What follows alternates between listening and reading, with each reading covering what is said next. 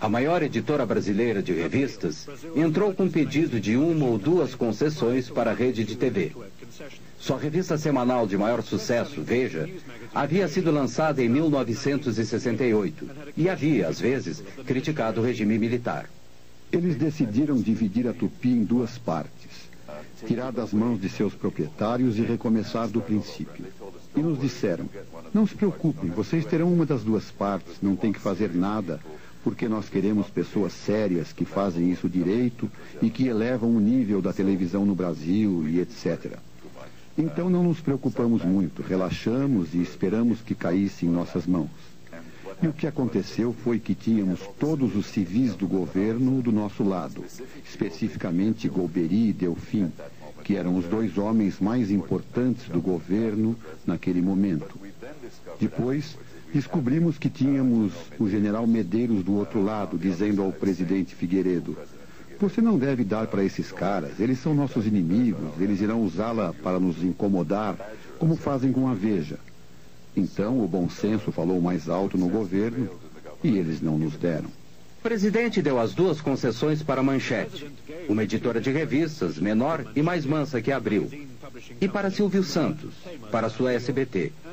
Provavelmente, nenhum dos 2 incomodaria o regime. SBT. O presidente... A Rede Globo continuou sua expansão e se mostrava orgulhosa a seus espectadores. Aqui, Roberto Marinho e o presidente participam da inauguração de uma afiliada nova, propriedade de um deputado pró-regime militar. E recebeu com o jornalista Roberto Marinho. Devo dizer que o doutor Roberto Marinho nunca me criou qualquer tipo de dificuldade. Eu, ministro censor, e ele, diretor do Globo, da televisão Globo, da Rede Globo, da Rádio Globo, da Rádio Mundial, da Rádio Eldorado. Ele nunca me criou a menor dificuldade.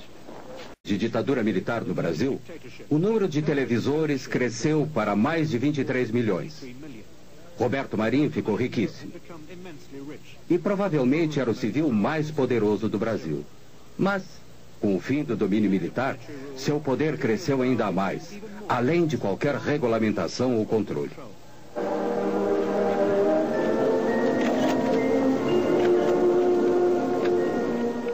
A Globo foi censurada, sem dúvida. Muito censurada, como todos os outros meios de comunicação do país. O que a Globo fez de diferente dos outros meios de comunicação é que a Globo encampou, ela defendeu o regime. Ela exaltou o regime em vários momentos. Quer dizer, então essa tese de que ela simplesmente não falou, não contou a realidade porque foi censurada, é uma forma de defesa que a Globo descobriu para se explicar perante a sociedade brasileira agora no período da democracia.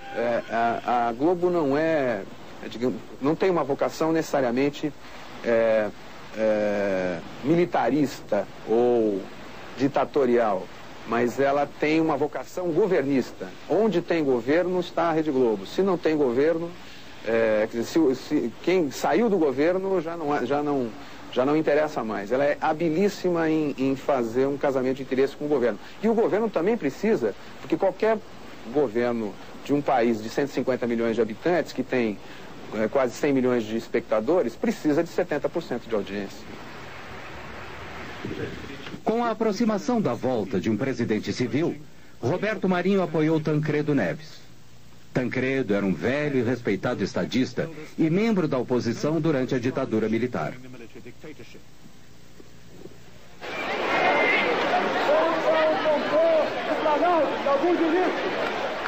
Quando Tancredo derrotou o candidato militar por esmagadora maioria no colégio eleitoral, o Brasil gritou de alegria. Os generais se foram e as expectativas eram altas. Horas depois de sua eleição, Tancredo almoçava com Roberto Marinho. Um pequeno assunto particular, apenas noticiado em seu jornal. Antônio Carlos Magalhães também participou do almoço. Ex-governador da Bahia, aliado importantíssimo na vitória de Tancredo e velho amigo de Roberto Marinho. Tancredo logo anunciou que Magalhães seria ministro das Comunicações. Lamento informar que o excelentíssimo senhor presidente da República, Tancredo de Almeida Neves, faleceu esta noite. Tancredo morreu antes de assumir a presidência. As imagens da Globo expressaram a angústia de toda a nação. Ele foi substituído por seu vice-presidente, José Sarney, um membro fundador do partido pró-militar que não tinha grande carisma. Sarney obedientemente confirmou Magalhães como ministro das Comunicações. Um dos principais fornecedores de equipamentos de telecomunicações para o governo era a NEC Brasil, propriedade conjunta da matriz japonesa e da Brasília Invest, a financiadora de Mário Garneiro. Os japoneses escreveram ao Ministério das Comunicações acusando Garneiro de desfalque da NEC Brasil. Como consequência, Magalhães suspendeu todos os pagamentos do governo para a NEC Brasil. Muitas pessoas acharam que foi injusto. Eu acho que foi injusto.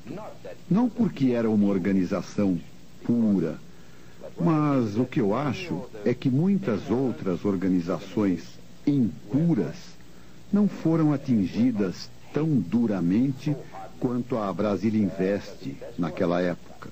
Garneiro teve que vender a Brasília Invest e a NEC rapidamente.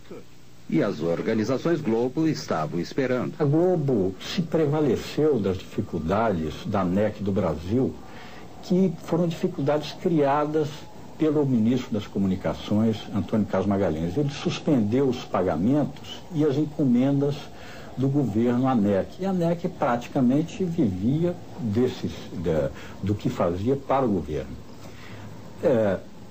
Sem essas encomendas, sem esses pagamentos, a NEC valia muito pouco. A Globo, por isso mesmo, pagou menos de $1 milhão pela NEC.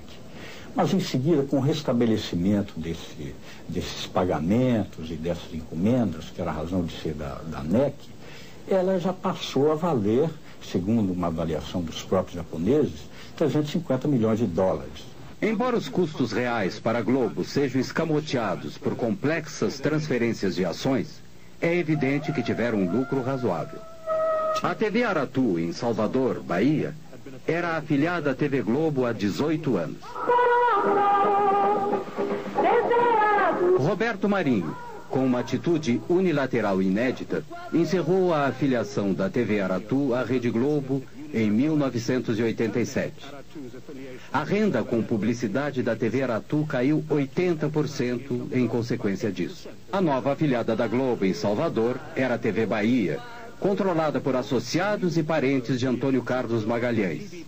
Ainda ministro das Comunicações, ele tinha a intenção de voltar a ser governador da Bahia.